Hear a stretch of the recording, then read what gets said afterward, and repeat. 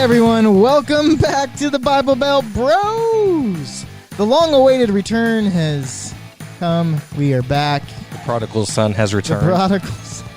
Yeah. That'd be you, Dusty. Here's the thing, Andrew. I was like, oh, COVID. Let's just get, instead of like, because we're kind of a podcast that people listen to on their way to work, usually. At least that's what I'm assuming. Or on their way back. And so when people aren't going to work or commuting to work, I thought, oh, we could just take some time and get caught up, get a couple in the pocket, and then we never recorded. I just want to say, not less than 2 minutes ago, I said, are we going to talk about Corona? And you said no. And within the first 10 words out of your mouth, you said COVID. Yeah, my bad. It's still a thing, right? That's awesome. It's probably going to be relevant again later this year, supposedly. Yeah, I don't know. With as much stuff they're coming out contradicting them, I don't know. We are living in the end times, basically. 2020 seems that way. I saw a screenshot of the movie. Was it? I can't remember what the movie title was. It's got The Rock in it. It's about like the apocalypse, all these crazy things happening, and it like had a screenshot of what downtown Los Angeles looked like, and then like a screenshot of what it looks like after the riots, and it's like very similar. So it's there's cray-cray. Like Will Smith, which is I Am Legend. I mean, yeah, that I think is also downtown LA. I don't know. Could be New York. It probably is New York, but I mean, New York looks like that right now. So do you want to talk about COVID? It's up to you, man. I could, but I just want to do a quick thing. Okay. Because I think it's funny. Yeah. Like, right, I'm all about quickies. Regardless of what you believe, if COVID was overblown or underblown and da-da-da-da-da. Is it a conspiracy against Trump, or is it a conspiracy against China, or is it Chinese warfare? Is it China? Was China doing it for their own population control? Who knows? There's lots of crazy, weird theories out there. But my thing is, we watch so many movies about the apocalypse, about zombies, about the world going to crap, and what are we going to do to survive, that it felt like people wanted it to happen because they've fantasized about the scenario for so long that it just felt like in some ways we did want a crazy virus to come and attack us, and what we realized is none of us can survive. I know I wanted zombies. Yeah, because you want to shoot zombies. Exactly. I was stockpiled on ammo. Yeah. I was going to go buy me some treadmills, wrap them around my house. Yeah, we're in Oklahoma, and so everybody's stockpiled on ammo, except me, which is the topic for today, Andrew. Wow, what a perfect segue. Nice segue. Still got it. Today, I wanted to talk to you, Andrew, because with all the riots and all the crazy stuff that's kind of gone on, which ironically, it feels like the states with the Confederate flag or the Confederate states have less violent protests than the states that were in the North. It was just kind of just a different, I don't know, it's kind of weird. But with all the protests going on, it just kind of started making me think, because I've seen some people like online asking like screenshots, and who knows if they're real or not, but like a person that was like against having guns in their home, texting friends saying, dude, can I borrow a gun just to protect my family through all of this? And the guy's like, sorry, can't help you out, dude. Yep. I don't want to go against your belief system. So that's right. And Congress and everybody, all these anti-gun people are saying, why do you need AR-15s? Let me show you why I need a 30-round mag in my AR-15. Here's why. And so with all of that, I live in an area that I wouldn't, even if they were protesting inside of neighborhoods and such instead of businesses, I don't live where I live off a road that's very like skinny, heavily traveled. I don't think it would be an issue where I'm at. But I had like a night dream or couldn't sleep or something like that, and I just like, what if it did happen? You know, like what if I was in a scenario and there's people, right? Like I have a pocket knife. Like I don't even know if I have like a sharp pocket knife either. It's just a can opener, basically. So I don't know. Like I was thinking the same thing. I was like, I wonder if Andrew would let me borrow a gun. And then I thought, yeah, no, I need. Am I going to have to use a second stimulus check to buy guns and ammo? Just to be safe. At this point, you're going to use that stimulus check just to buy ammo because it is so scarce. Yeah. I've talked to one of our friends about how much ammo he has stockpiled. He said, I'm kind of a hoarder, but who knows? I might need it soon. So Yep. it's like 14,000 rounds or something he's got stored up in his house. Oh, Yeah. my gosh. But I was thinking, man, I freaking need night vision. If this is going to happen at night, I need to know where people are. I need heartbeat sensors. I need a UAV drone above my house. Somebody's been playing Call of Duty. Yes, true. And so I need to call in airstrikes. But, I just thought, what would happen? And in this, everybody's trying to defund the police, and what does that actually look like? I don't really know. The worst case scenario is that it's back to the Wild Wild West, and if you want my stuff, I'm going to stop you. And so the question I'm having is, one, Andrew convinced me to get a gun, because that's the argument you're going to be on, is why I should get a gun. I don't have any really strong arguments of why I don't have a gun, besides I like to shoot. I've gone shooting, and We've shot in your backyard. we shoot in our backyard, but I've never had the drive for one. I'm a kind of a klutz, and I just know I'll probably accidentally shoot myself. So what you're saying is you have low testosterone. What? You're not a man. I'm not a man. That's not what that means, Andrew. So I've just always kind of not had the need for it. I thought I would probably do myself more harm than good if I had a gun. And so I just kind of feel like it might be irresponsible for me not to at this point. And I'm not even a gun advocate. I'm not a 2A guy. I'm not the guy that's marching down the street. I'm just a typical guy that doesn't care about guns, but thinks maybe I'm irresponsible not having some sort of protection at my house. Especially, I live in a country, so yes, a protest might not be outside my house, but less policing outside my house, and maybe even more less policing in the future. As all these, we can talk about the story of our house church.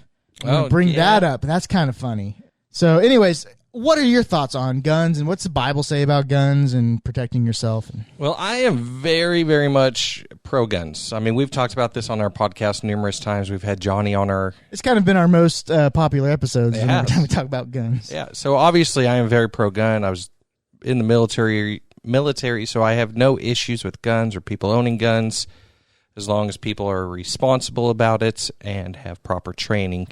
And I do believe that if you own a gun... I personally believe you should probably have to go through a gun safety class in order to buy a gun, just so you know how to use it. But obviously that's not a law. But the Bible actually talks about it, although it doesn't specifically talk about guns because guns weren't a thing during biblical times.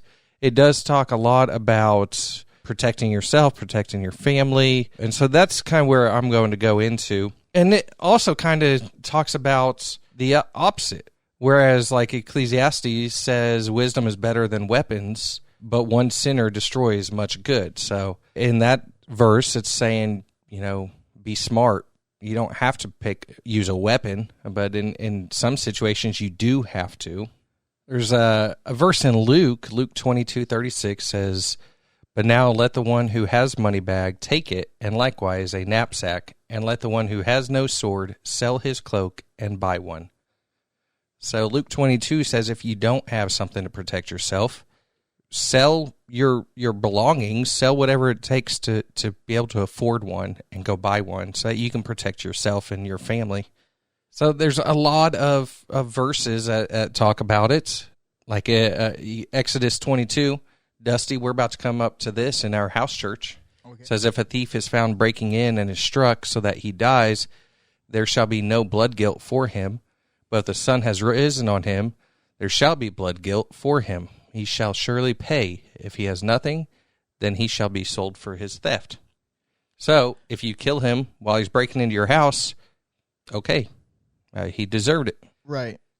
But and if he's not, then he gets found out and is basically a slave, sold into slavery.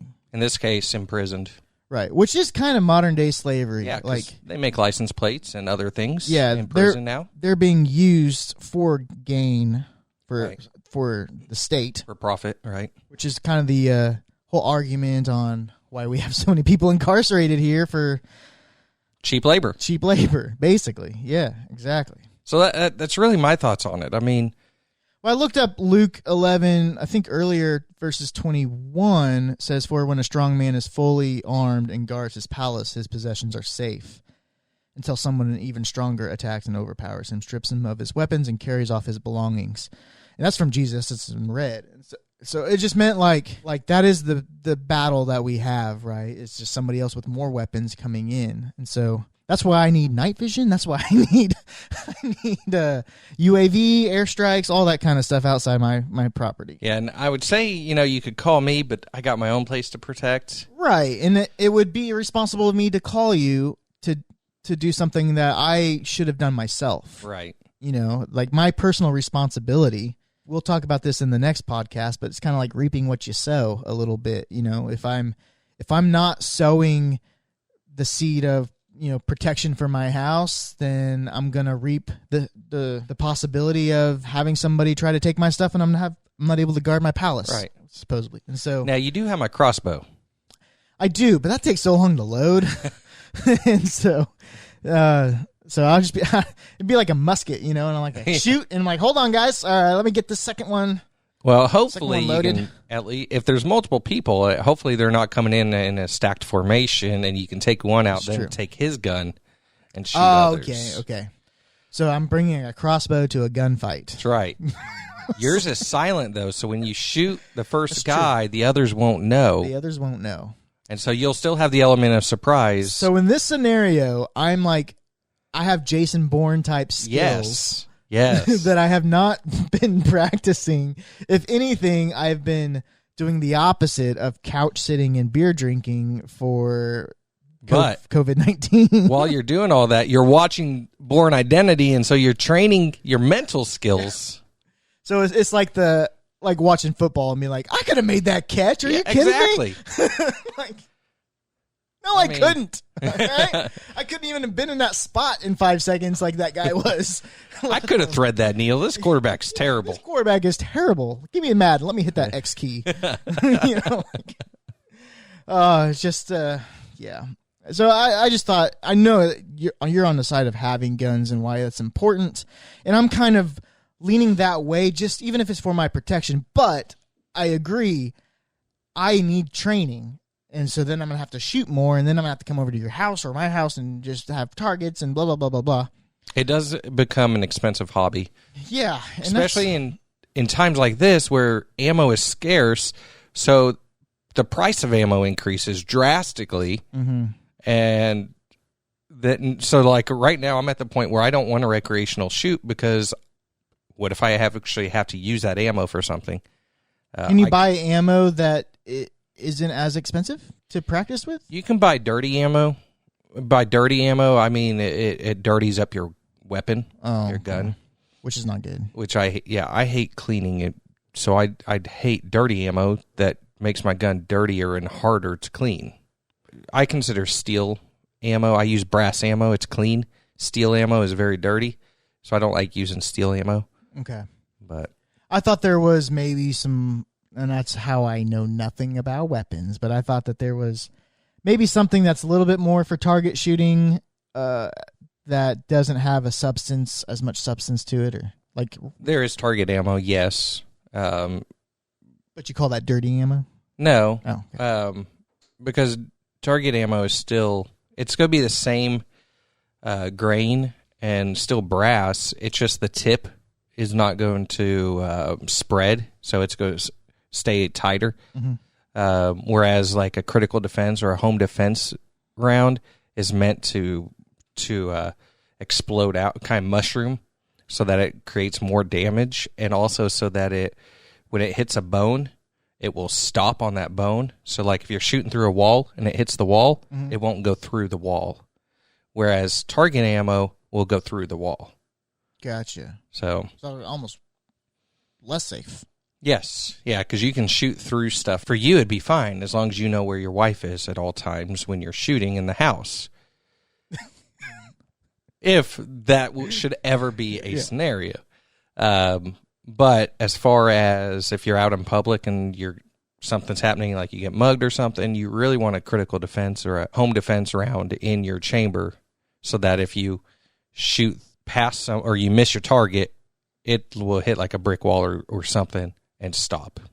Anyways, we're not going to talk about all that. We can go on different types of ammo for hours. You can. I can just listen because I still like, you said things and I'm like, okay, I'll have to Google that later because I already forgot. But I'm to the point where I think I probably should be responsible enough to at least know how to use a weapon and have some sort of weapon regardless of the types of bullets or whatever. I'm kind of at that point in my life. Now let's tell a quick story about our house church. Okay, before we get to that, okay, I got one more thing about training. So Oklahoma is a constitutional carry state, meaning you no longer have to have a concealed license to carry concealed in Oklahoma. Mm-hmm. But I still tell all my friends, and I still recommend to everyone that they go through the concealed carry class and get their license, although they don't need it. One, because other states will reciprocate that concealed carry. So not many states will reciprocate a constitutional carry state. But they will look, if you have your concealed carry, they'll accept that in more states than not. So I still recommend it to everyone. If you're going to concealed carry, take the class, be responsible. You can even do some of you still have to go to a shooting portion, but you can do the class online in some places, but it's only a couple hours out of your life. So be responsible if you're going to do it. I got 2 friends doing it this weekend. And I did think, actually, even if I don't have a gun, I should take that course and just have that opportunity, have the knowledge, Right. At least take a gun safety course. Yeah. Not necessarily, even if you don't plan on carrying. And we have a friend, a good friend, that lives right down the road from you that can give you a gun safety course. Oh. I'll have to give him a call. Normally, there's somebody, and it's not him, but it's somebody else that shoots. Is it tannerite? Is that something? Something that explodes? Yes. Yeah. You'll hear like pop, pop, boom. Yep, that's tannerite. Yeah. Well, you got this huge, like 80 acres behind you, so I wouldn't be surprised if they're out there doing that. Yeah. It's pretty pretty loud. I'm not gonna lie. All right, on to your story. Okay, so speaking about concealed carry, I guess is now we'll go on to house church. So ironically, Andrew is my house church leader. He is over me in spiritual authority, and which is so weird.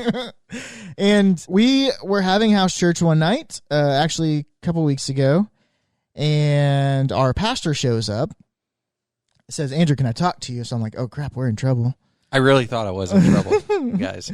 So my house church and my pastors will probably hear this. We don't necessarily follow all the house church rules. We're going to get in trouble. And so he walked in and kind of, did the finger thing and said, Andrew, can I talk to you? And I'm going out there like fully expecting, hey, you're not a house church leader anymore. Yeah. You guys aren't a house church. And but that's not what he said. Go ahead, Dusty. And so Andrew's out there, and first I'm like, whew, he didn't ask for me. Like, that's the first thing that's in my mind is like, am I in trouble? No, actually, Andrew's in trouble. And then Andrew comes in and says house church is canceled, and we're like, we really are in trouble. And so, and then what happened is there was a domestic dispute of some sorts, that a lady online had mentioned, and our pastor was getting tagged as a person that could help, and it basically was like, I'm being abused mentally and physically, and I need to get out of this house. And this is another reason of why I'm like, man, maybe I need to get a gun, because one of the things that is the issue here is that our police department no longer, what do they call it? Domestic standby. So supposedly nowadays, if there is a domestic dispute inside the home, the police are not going to do anything. They said literally they could be shooting at each other in their own house, and that is fine. That they are inside their own house, they are not going to intervene. And I just thought that's insane. And then that was before all this other talks of taking down police departments and we'll police ourselves. Like, yeah, right. Anyways, and so basically our pastor called us. He always talks about on Sundays having like people who are barely saved right in our church. And he knew which house church to go to for people who are barely saved. It was ours. And we happened to be next door as well. And so we basically armed up, and we're going to assist in this domestic dispute and get this girl out of the house, get her into a safer place so she can get over whatever stuff she's on as well. I mean, she wasn't a perfect person either, but we're just trying to help that situation. And then the police showed up because I think our pastor called the police and was like, what do we do? And they're like, well, we can't intervene. And they're like, okay, we will. And we had like 6 guys ready to go. Like Andrew's for sure carrying. I didn't see it, but I knew he was. You saw it. Did you show it to me? I had a pair of scissors. That's all. That was my weapon of choice. True. Dusty did just. I didn't have anything. I just in which he got out of my truck at that, and they weren't even scissors. And I forget what they're called, but they're for when you're doing sutures, stitches. It's what you clamp onto the suture with. And so I'm rolling up to a domestic dispute with some scissors, and basically what I think happened is the police saw us. And they were like, yep, we better go. We better go. Because originally they were coming to tell us how to handle the situation because they can't intervene. And then when you have multiple cars rolling up on somebody's house, that could cause a crazier situation. So we actually didn't have to go inside the house. We actually, an ice cream truck drove by, had some ice cream while we watched this thing play out. That's where it was started to be like, man, like police are going to be able to intervene less and less and less in situations that it's going to be hard to know if you're going to have help in this situation or not. And so that's where I was like, I need to be more responsible helping myself. The funniest thing about this whole situation, so everything went smoothly. There wasn't even yelling. The guy did almost get arrested for going outside when he wasn't supposed to, which that was funny. Who knows, like, if that's overreaching their authority, like he's on his property. I don't know. I don't know how that all works. Anyways, the next week, so yesterday, Andrew, we roll up in house church. Everybody made sure to bring their gun just in case pastor calls on us again. We're all packing. We're all ready to go. And so everybody was actually carrying except for you. That night too? Yeah. Oh, God. Yeah. So funny thing is I actually went in and said, I need my boys. Dusty, you can stay here. Yeah. But Dusty came anyways. I came in. I'm the cheerleader. I'm moral support. But I did specifically single Dusty out because I knew you weren't carrying, and I knew we were going into a potential. It could have been a lot worse situation. If the police didn't get involved, right? Because it would have. Because if you think about it, think about 8 people rolling up on somebody's house, like 8 people rolling up on your house, saying this person needs to come get her 8 stuff. People are going to die. Exactly. Just a crazy situation and kind of a crazy direction the world could turn into. That could be more likely in other areas. So yeah, it's just was another reason of like I should be. Don't worry, Dusty. You did have a purpose there. You were the guy who was going to stand in the back, and if any shots went down, you're going to dial 911 and let them know our address. Yeah, just letting you guys know my friends are all dead. Yes, because you didn't come with us. Yeah, because you didn't come with us. Which they came with us, and it worked out fine. But yeah, I got ice cream, and then. We're just living in a crazy world at this point, and so I don't know if it's responsible for me not to at least plan for the craziness. Guys, it was great being back with you. Dusty, we need to do this more often. Seriously. Yes. You're welcome, Trina. We're glad that you're listening. Yes. We'll hope other people come back because it's been a while. I talk to Dusty all the time, and I always ask him, when are we recording? And the dude just never gives me a response. You know, what I've learned about myself is I am a good starter, putter together. Like, I love tinkering with, like, live streaming, with our YouTube stuff. I love getting it going, figuring stuff out. It's the follow through of the grinding of videos and editing that I'm just not good at. And Shay, my wife, has graciously decided to help me be more accountable in those situations. So we're trying to work out a schedule where you said this like 4 months ago. I know, but we even prayed about it at house church. We had this discussion last week. Like, I just need to give her the things that I want to do, and then we will not only just make a schedule, but like she's going to hold me accountable to it. So listen, I watched that video with you and Meg, and I liked that job board thing. Yeah, except for everything. It was on the left side. Everything's on the idea side, and that's Right. my favorite part is the ideas. I don't like the follow through. So I'm right there with you. Ask my wife. I don't like to finish projects. Bought a $600 mixer just to make this easier, and then we stopped recording 2 weeks after. And you know what stinks? I'm moving further away from you, so it's now going to be harder. So we're going to have to be more intentional. That's true. Andrew got a new house. And House tour soon. dude, property tour for sure.